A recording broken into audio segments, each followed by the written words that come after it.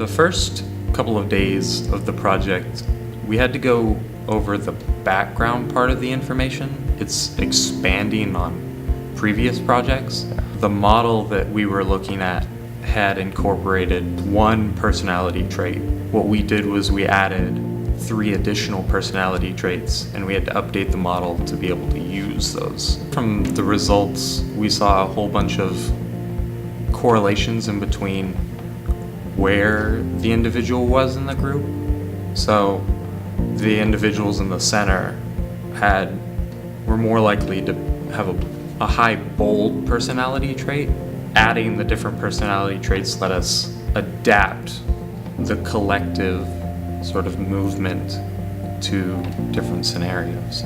I learned how to integrate really complex ideas that are really complex on paper, but to be able to visualize it is super helpful. I would tell someone who was thinking about the summer research experience to definitely do it. Yeah, it's worth it. I've been analyzing chapel attendance, breaking down what students have been attending what chapels, or how many students complete their chapel requirements. Approximately 2/3 of students complete chapel requirements.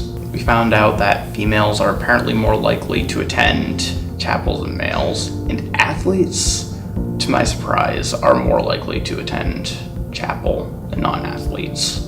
Things that I've learned that I could apply to a further research project would probably include my experience with R. R is the programming language used to break down the data.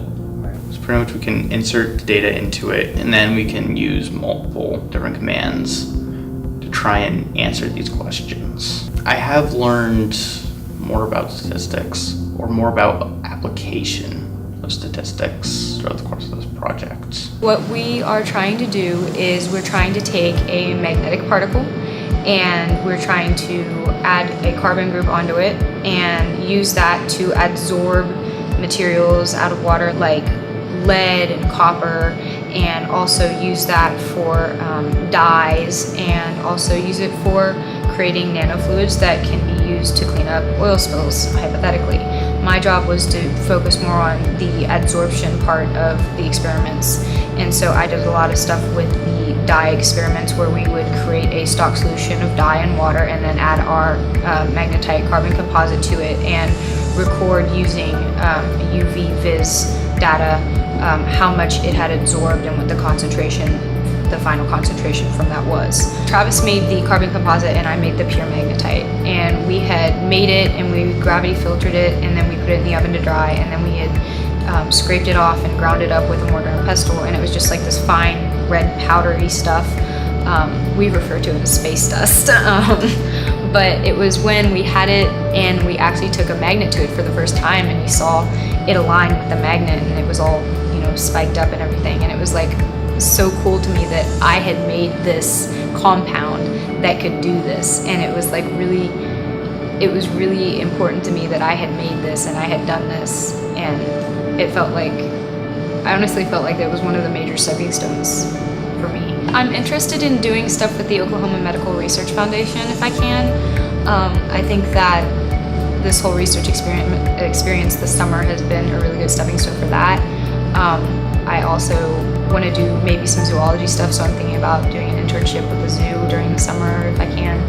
But I think it's a really good stepping stone to just pretty much open my doors anywhere that I can find them. So the beauty of magnetite is that it can really be used as a core for any kind of nanoparticle you want to make. So we actually used olive oil and placed our magnetite nanoparticles inside that olive oil, and now we have a magnetic version of olive oil. So you could dump this stuff in an oil slick if you wanted to, and then bring a magnetic net across or something like that. You could actually pull the oil off the water. And then the second prong of the research was based around catalysis.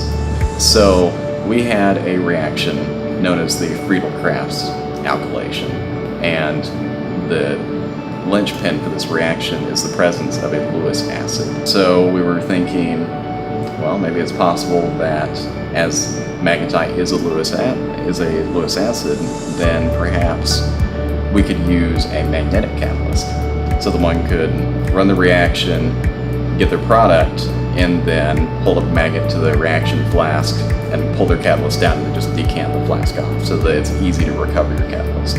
When we actually ran the Friedel-Crafts reaction with our catalyst and it executed fairly flawlessly, it's one thing to read about these mechanisms and so forth in a textbook, but it was a little different experience to actually pull out a flask of something that I had made and put it in mass spec, and I can see all these things coming into fruition. So it's like, hey, I actually did that.